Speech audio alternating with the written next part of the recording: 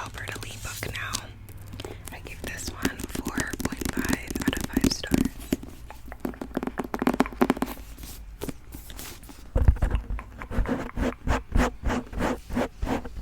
Adjust slightly. Okay.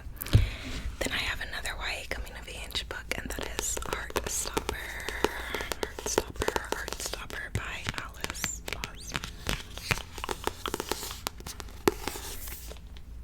This was like the cutest thing ever. Oh my gosh, cutest thing ever.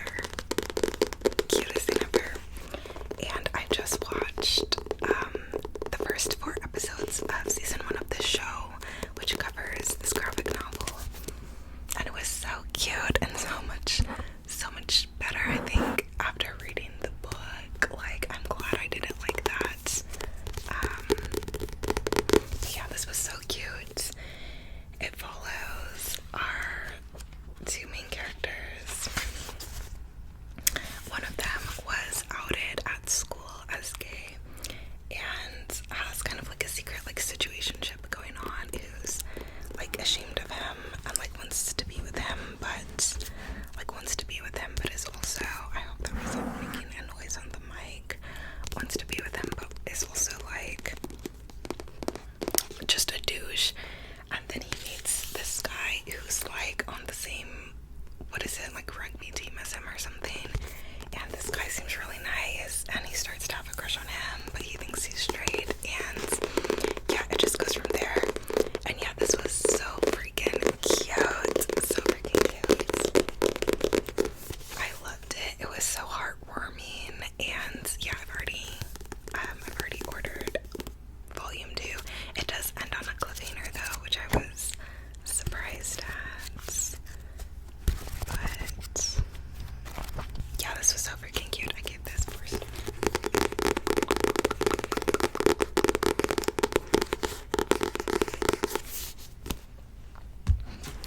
And then we have Speak by Laurie Halse Anderson. Speak. This one won the National Book Award finalist, and it's kind of known as like a classic like school coming of age story again. It follows a girl who has stopped speaking after being assaulted, and I tapped a good amount of this one, and I really appreciated this one. The way it got into the girl's mind and like showed how she how like her parents like didn't take seriously that she was struggling, and kind of just like wanted to write her off as like lazy or attention seeking when she was really going through something really difficult. And yeah, there's some stuff about like what's going on at school. There's some stuff where like our main character like doesn't have the best takes about like stuff going on at school, or like thinks some like ignorant things in her monologue, but I feel like that's normal because like she's a teenager. She's not like like a role model, she's just a teenager developing her thoughts and opinions for the first time. But there is some like socioeconomic stuff talked about in the book as well, and you get to see the really like naughty teachers who are really gross versus the like one who's better. And yeah, I really appreciated this. This is one of the oldest books I had on my shelves that I wanted to read, and I'm glad I did. I did really appreciate it. And I would have liked to see a little more resolve at the end of it. I liked that she found her strength in the end, but I would have liked to see a little more like a final like consequences for like the others, basically. But yeah, this was good. I matched the tabs to the cover again.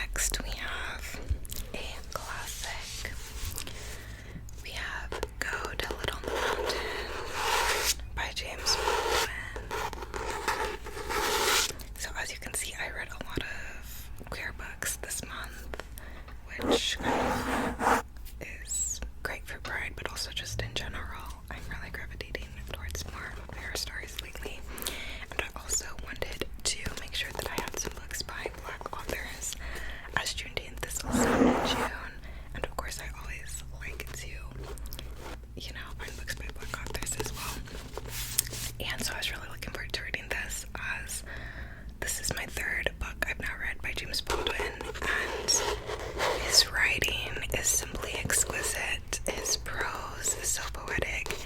His storytelling is so evocative, and he should definitely be renowned as one of the best classics writers of all time, in my opinion. This was his earliest published work, I do believe, and you could definitely tell the shift in mindset from this book, I felt, compared to The Fire Next Time, which I read in January by him, and I loved, and I would recommend over this one if you're wanting a book that deals with race issues and stuff like that.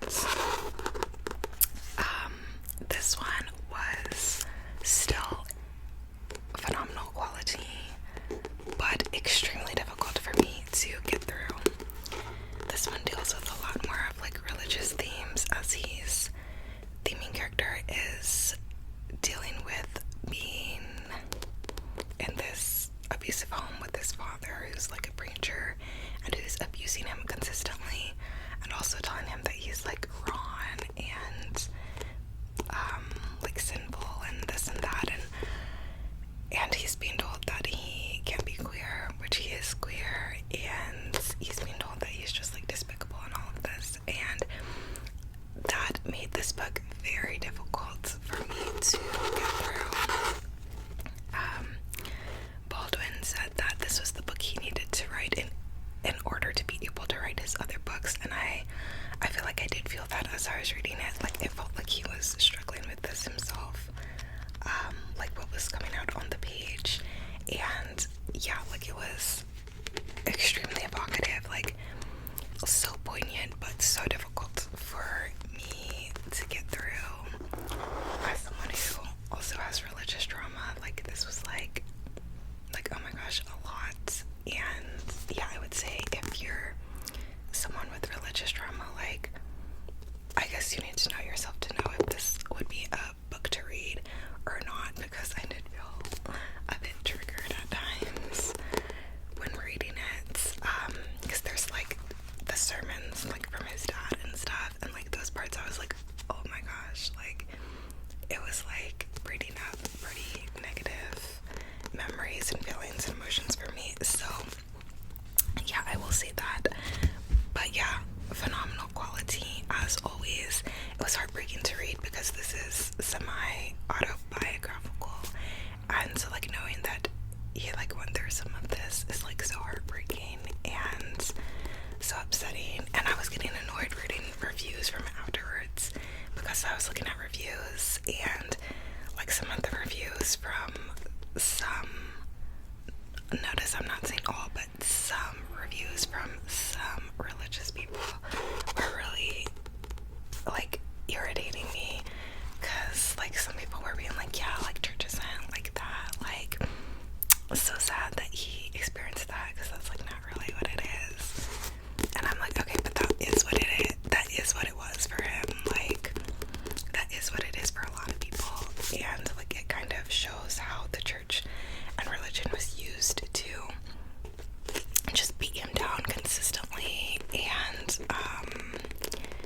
yeah, so I was getting kind of irritated at the reviews that were like, what, like it's not like that, because I'm like, okay, but it is for a lot of people, and it does go into some of the like religion being used to like oppress his people, like the Black community, in the past, and now it being this thing that's kind of discriminating against him personally, even with his sexuality, and before it was used to enslave his people and take them from you know,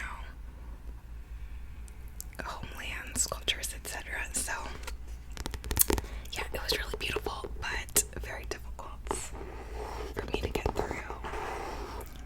And yeah, the ending made me really sad, but then when I like remembered that like this is his earliest work, and you know, his viewpoints in The Fire Next Time, you can see he is so much more sure in himself in that work. Like, then I was like, okay, that's okay, this is like a prequel that shows what someone experiencing religious psychosis goes through. So I'm like, okay. So once I think of that, then I'm like, okay, it makes me not as sad, whereas the ending of the book on its own would have made me really sad. But yeah, James Baldwin, masterminds.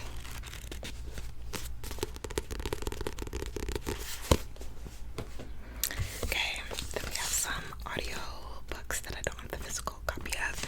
So I did listen to Conclave by Robert Harris. I listened to this, of course, because I watched the movie after the election of the new pope, and I really loved the movie. Like, I wasn't expecting to like it so much, but it really pulled me in, and then I thought it had a good message in the end, and I was not expecting for it to take that turn and whatnot. So I did listen to the audio. I was a little disappointed because I had already seen the movie, like, nothing was a surprise, and since it was like the same thing, I was kind of like, okay, like, I don't know, I was expecting, like, I guess I wanted more from it because I had already, like, gotten the essence of it from the movie, which I get is probably why most people say if they watch the movie first, they're not going back and reading the book.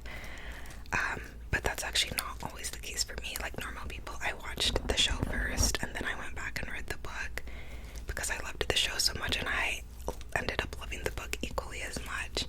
So, like, I actually can appreciate a book after seeing the adaptation a lot of times. But this one, I was kind of like, I don't know, I was kind of like, okay, it's the same thing, like, whatever. But it did have some extra insight into, you know, the mindset of the Cardinals, so that was cool. And yeah, it's, you know, about the process of them selecting a new pope after one has passed, and like the main character has been like questioning his faith, and there's like two groups that are kind of like rising up against each other within the Cardinals and Catholicism, like some that are very like conservative and hostile, and some that are more like liberal and open. And like one group is like very like anti-gay and like anti all of that, and then this other group is like trying to get the church to be more open and stuff. And yeah, it was interesting.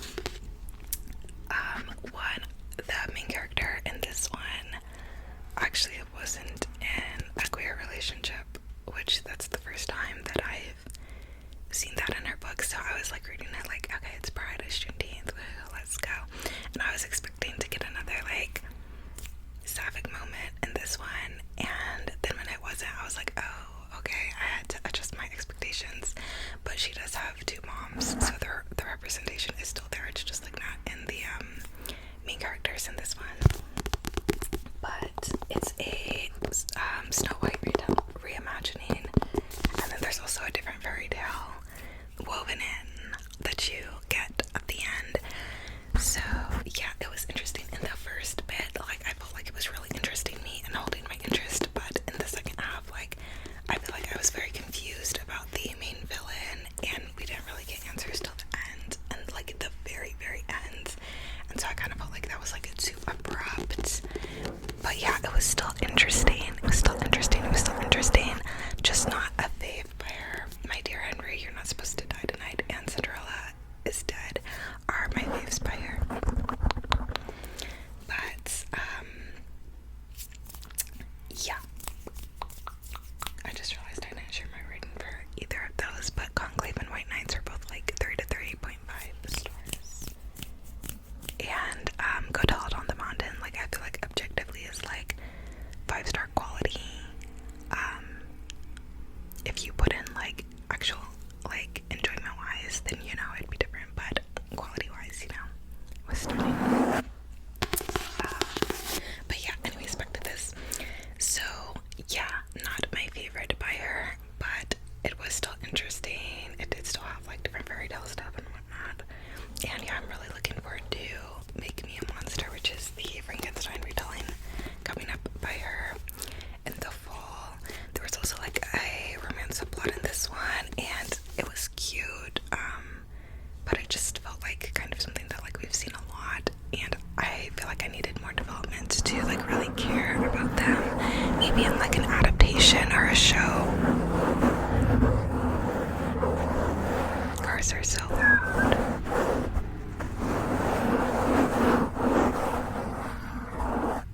Maybe in like an adaptation or a show, I would like root for them more, but I feel like I needed more development in the book.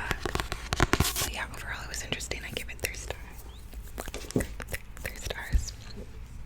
Oh wait, there's something in here. Okay.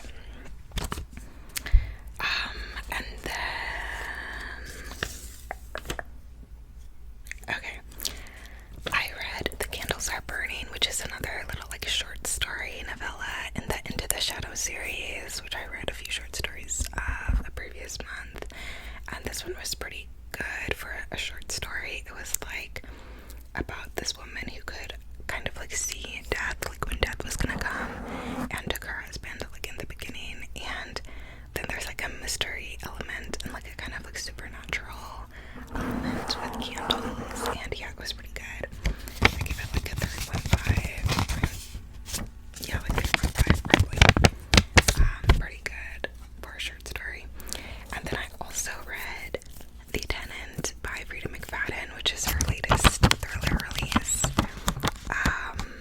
And I think this is my 4th Frida McFadden book. I read The Housemaid, thought it was pretty good, kind of average. I read The Coworker, didn't care for it. I read The Boyfriend, was really entertained with that one. And now I've read this one. And this one was okay. I feel like the twists were good. Like the twists got me. It wasn't up until like right before it was revealed that I kind of started to guess what it was gonna be, like where it was gonna go. But yeah, the twists were good, and yeah, it was interesting. The characters were super unlikable, and as always, all her characters are always like super unlikable.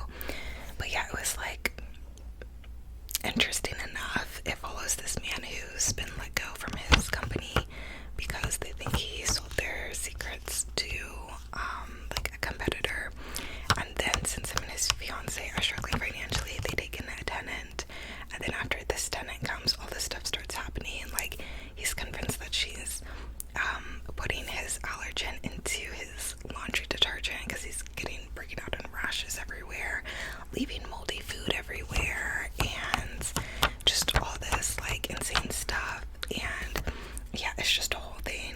And yeah, it was interesting. Not a favorite, but if you want kind of like a thriller, you know, to get through, I'd say it was decent. It was like a 3-star for me. And then I have some romance. So I listened to the audio for The Kiss Countdown by Etta Easton. This follows a girl who runs into her ex, and she's like embarrassed because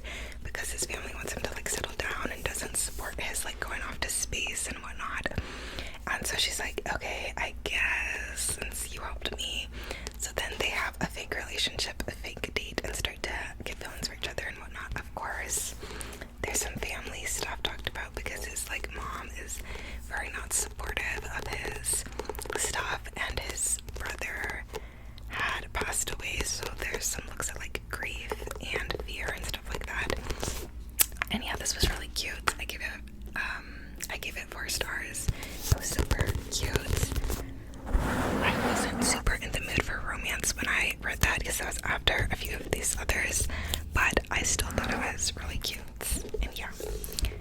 And then I have Practice Makes Perfect by Sarah Adams, another pink cover that's super cute. Sarah Adams is pretty popular romance-wise, but I had never... Sarah Adams is pretty popular romance-wise, but I had never read anything from her before. And this was really cute. It follows our main character is a small-town girly, and our MMC is a tattooed, moody, broody bodyguard for her sister. So bodyguard trope, but not directly to her sister.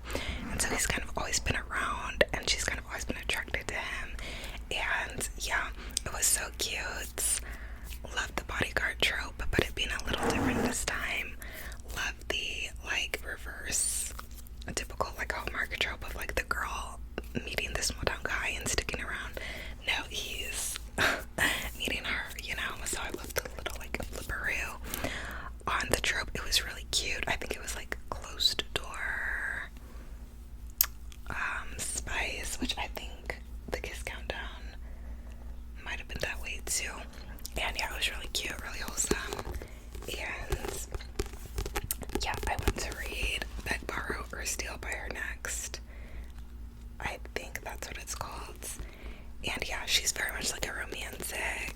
And oh, and the plot is like he's trying to help her find her man, apparently, because she's like a romantic, and he like says he'll help her like find what she wants. But like plot twist, he actually wants her, you know, type thing. So yeah, it was really cute. I gave this one 4 stars too. Which that one I read earlier in the month, and then I also read Betting on You by Lynn Painter, and I did tabs and matched the tabs to the cover.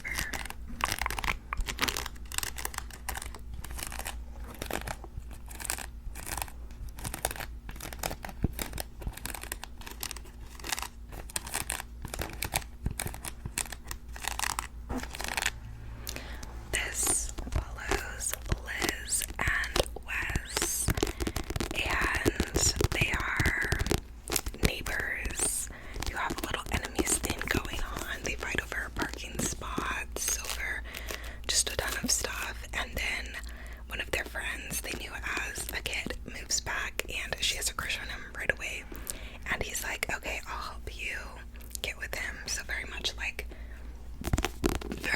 Practice Makes Perfect. This was like Practice Makes Perfect, but make it YA. And she's a high-key romantic, much like in Practice Makes Perfect. Like she's like every rom-com movie, like all that she's into. Which is why it's called Better Than the Movies. And there were so many quotes from movies like at the start of every chapter, and a lot of those I tabbed. So a lot of these tabs is like that, the quotes, because it would be like quotes from some of my favorite rom-coms. And yeah, she's trying to get with this new guy, but Wes, she's learning, is like not who she thought he is. He's actually really caring, and yeah, so it starts to get a little confusing with the feelings. And yeah, it goes from there. There's also grief in this one too, because her mom passed, and there's some strife with her new stepmom, and there's some friend drama between her and her high school friends, which I didn't care for, but at the same time it is YA, so I'm not like mad about them having like some arguments, because like they're teenagers, you know. So yeah, this was cute. I didn't love it as much as Betting on You, which I read by her a few months ago. That one was so cute, so wholesome, and I loved. This one, I didn't like Liz as much. She was kind of annoying me at times, but again, they're teenagers, and I'm not going to hold it against them when they do like teenage things or think in a way that's like young, you know. So yeah, I gave this one 4 stars as well, and yeah, it was cute. I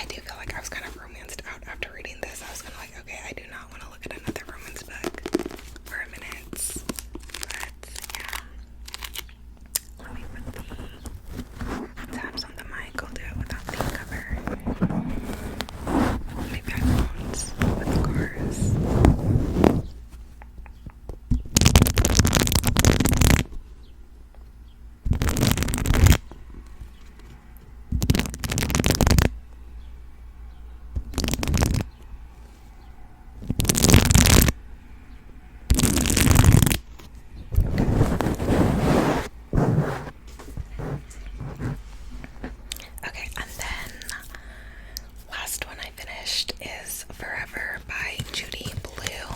This I listened to on audio because I saw the like reimagining limited series came out on Netflix, and I liked the show. I would recommend the show, but the book was completely different, like completely different.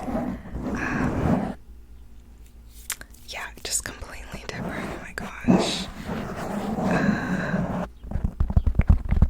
Yeah, like the book, honestly, I was so bored with. Like, I never judge my YA books the same as adult books because I feel like it's not fair. Like, you can't expect a YA book to be written for an adult, you know? So I'm like, would I have liked this when I was 13, 14, 15? Like, that's how I treat YA books.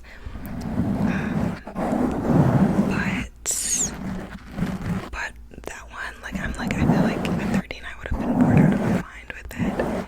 And yeah, I don't know, I just found it really boring. I found the love interest so annoying. And yeah, I just did not like it. I was honestly so shocked when I watched the show and it was like two completely different forms of media. But it follows a girl who meets this guy and likes him and like has something with him for the first time and then has to go like work for the summer and starts having plans for a different guy, and yeah, that's that. I don't know, did not love it, but yeah, read it, listened to the audio for it in preparation for the show. And then as far as current reads go, I'm recording this with a few days to go in the month, so I could finish this by the end of the month, I don't know, but I'm currently only like a fourth of the way through. But that is A Lady for a Duke by Alexis Hall, and just 100 pages in. I'm really enjoying it. I'm liking the build up between the characters and all that. And yeah, so I should have this to talk about next month. And I've read just the first 20 pages of Sunburn by Chloe Michelle Howarth, and I feel like I'm going to love this. Like this, I have a feeling could be like 5 stars, which I didn't have a 5-star read this month, which is crazy. I feel like this year I've had really stunning reading months where I found like a handful of new faves from like each month, like a few to a handful of new faves each month, but I didn't actually have a 5-star read this month, but still some good ones, of course. But yeah, 20 pages in, I feel like this one is really going to give me that thing that I'm looking for. And then I also started Finally Fits, and I'm like a fourth of the way through this too, but this is a coming of age romance, and like I just feel like I've read too many of those this past month. Like I'm, you know, like I need a break from that genre, so I don't know if I'm gonna finish this in July or if I'll pick it up later, but yeah. And then I read literally just the first like chapter or two of a couple of fantasy books, so I'm hopeful that I could read those in July, and yeah, we shall see.